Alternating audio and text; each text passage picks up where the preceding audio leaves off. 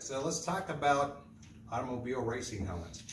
First off, you cannot wear a motorcycle helmet inside of a race car. They're completely different for many, many reasons.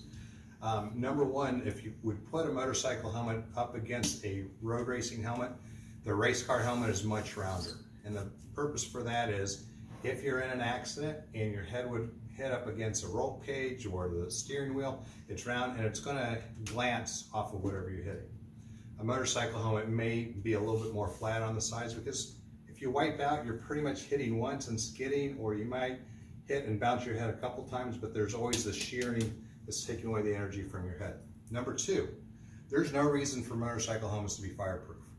So usually the interior of them are nylon, whereas in a racing helmet for automobiles, you could be stuck in a fire inside of a car and you need that extra protection while you get out. So a couple things happens. First, this is Nomex, and the strap is made out of Kevlar, so it's resistant to fire. The other thing that happens is there's a seal around the opening here, and if a driver is in a fire, they pull down this. You'll also see this when we're fueling our cars during endurance races. If there's a fire, that seal will melt and cut off the air going in through the visor, reducing the amount of smoke that might be getting inside the helmet. The other thing that you'll notice different about a race car helmet versus a motorcycle helmet is the size of the vision area. So when you're on a motorcycle, you need to be able to look down, look over your shoulder, look under your armpit, different things like that, have a wider range. Whereas when you're in a race car, you're pretty much fixed. You don't need to move your head around a whole lot. In fact, you shouldn't, because your hands will often follow. But looking through the hole, you can look up at the mirror over here, look at your mirror here. When you are going to go into a long turn, you want to turn your head into the turn, but you're not needing to look up and down. So that's why that visor area is smaller. It also reduces the weakest area of the helmet. So if something would come through the windshield, or if you're driving an open cockpit, there's less area of exposure. So this is a 2015 homologated helmet, and what that means is the standards that came about and were released in 2015, this helmet is built by. The most important thing that I can remember was the Hans device. The anchors there have to be threaded into the helmet. There used to be a different way that you could attach the posts here, so that was an upgrade to the standard. So I've had this helmet for about 4 years, and it's a really good helmet. But one of the things that Mark and I noticed as we got into the endurance races, we really needed to be able to have a radio and talk reliably to the pits. So we got an El Cheapo set.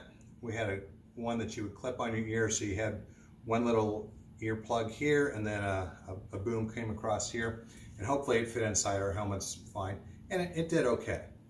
But talking to one of our fellow auto fans, and he's in the spec iron racing, Jason Scott, he led me to a new brand called Rue, and I just got mine in.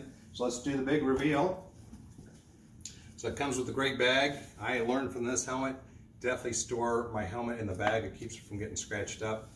So I'll be doing that going forward. And I'm going from the good guy always wearing white to the bad man. This is the 2020 homologation. The homologation date happens every 5 years. And NASA, so here's my homologated helmet with the 2015 standards. It has an approval sticker from NASA for 2025, meaning that the homologation standard works for NASA for 10 years. So this helmet will be in standard until 2030.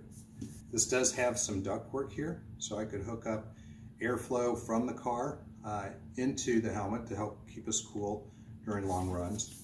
It also has built-in audio, so there you can see the microphone. Here's the connector for the radio. Now this is an IMSA racing style, so it's got 4 channels. NASCAR has 3 channels. And there below it I have a water tube that I could hook up to a bag or something else while I'm driving. So really looking forward to this great new helmet. I hope that you learned something really cool about automobile racing safety, and we look forward to seeing you on the site.